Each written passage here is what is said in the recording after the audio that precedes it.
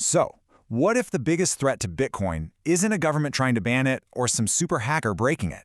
What if the real danger is coming from the inside, from the very people who are building it? We're going to dive into this because Michael Saylor has just laid down a serious warning. And boom, there it is. That's the line in the sand. Now, this isn't just some casual, off-the-cuff remark. This is a dead serious warning from one of Bitcoin's biggest champions. It's really the central theme in a huge, high-stakes debate about Bitcoin's future, and it shows you just how deep the division is getting. Okay, so to really get what Saylor's so worked up about, you have to understand the two sides in this internal fight. And trust me, this isn't just about different coding styles. This is a fundamental clash of philosophies right at the heart of the Bitcoin community. So on one side, you have the old guard. You can think of them as like the constitutional originalists. They're super conservative. They believe the core of Bitcoin should be rock solid, secure, and changed as little as humanly possible.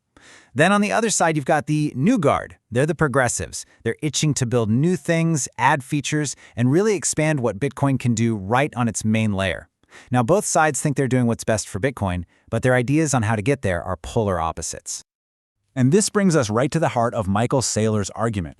He's not really talking about software development here. He's actually applying a kind of political philosophy to the whole network, and he uses this incredible metaphor to make his point.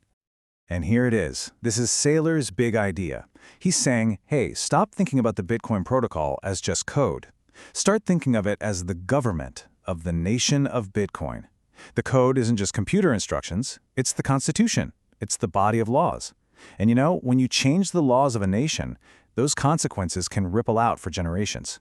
So if the protocol is the government, Saylor is basically a small government libertarian. He wants the base layer, that core protocol, to do the absolute bare minimum needed to be secure. So why?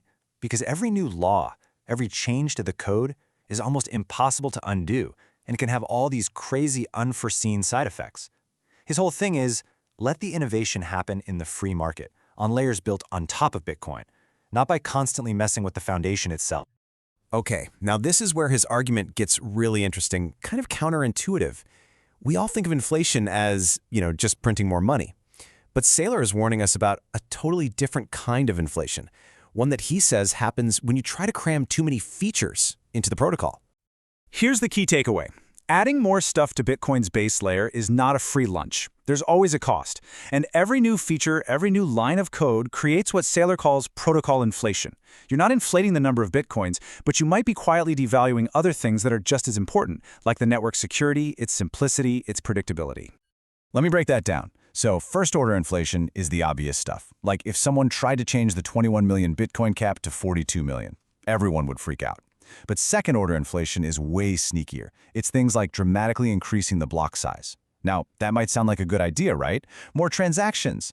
But it could totally wreck the business model for existing miners who built their operations based on the old rules. It devalues their property, and it could even weaken security for everyone holding Bitcoin. Saylor uses this amazing real-world analogy to make it crystal clear. Imagine two competing oil pipelines. If I'm one pipeline owner, instead of competing fair and square in the market, I could just go to the government, the protocol, and get a law passed that shuts my competitor down. I've used the rules of the system to benefit myself at someone else's expense. And this, right here, is what economists call a moral hazard. It's the risk that one small, powerful group can change the fundamental laws of the system to enrich themselves, and in doing so, they strip away the economic rights and property of everybody else. This is literally Saylor's nightmare scenario for Bitcoin.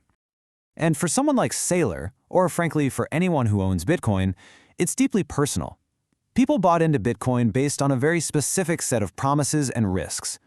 When developers start talking about fundamentally changing the protocol, they're introducing a whole new category of risk, a risk that nobody ever consented to. So let's step back for a second. What are the actual consequences here? This isn't just some philosophical debate for nerds on the internet. The stakes are, well, they're astronomical. Yeah, that's what's on the table. A network worth over $1 trillion. All of that value is secured by this protocol that one group wants to preserve at all costs, and another wants to fundamentally change.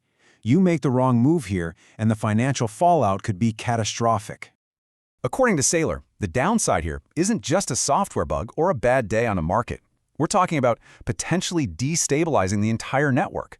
taking away property rights, creating brand new ways for governments or hackers to attack it, and maybe, just maybe, setting back the global adoption of Bitcoin by 10 years, or even more. The ultimate fear is that in trying to make Bitcoin better, we accidentally break the one thing that made it so valuable in the first place.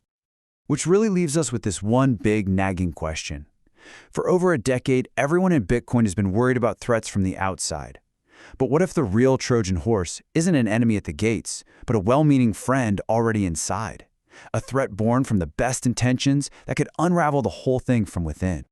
It's definitely something to chew on. And hey, if you want to go straight to the source and hear Saylor's full argument for yourself, we've got the original analysis for this explainer linked for you right down in the description. And if you found this breakdown valuable, you know what to do. A follow, a like, or sharing this with someone who might dig it. It helps us out a ton. You can find the What Bitcoin Taught Me podcast pretty much everywhere. We're on Twitter/X, Nostr, Blue Sky, Threads, Instagram, Facebook, LinkedIn, Spotify, and of course right here on YouTube. Thanks for tuning in.